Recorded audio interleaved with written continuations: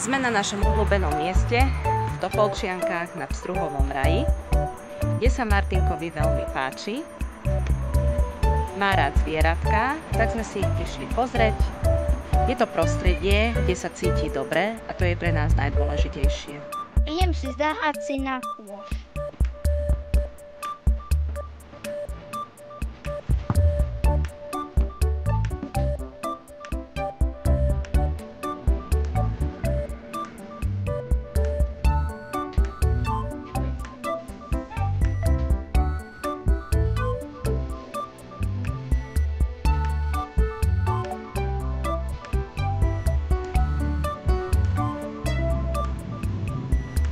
Tomuto sa hovorí veget.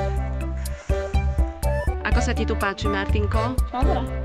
Vidíte, páči sa mu tu, je tu spokojný. Ideme si pozrieť ovečky. Tu je.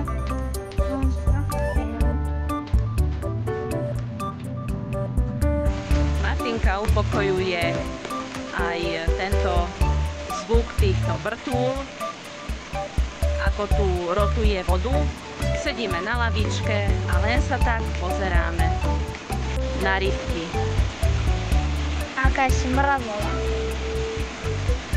Tak, čuchové senzory u Martinka sú na 100% vyvinuté, voda mu smrdí.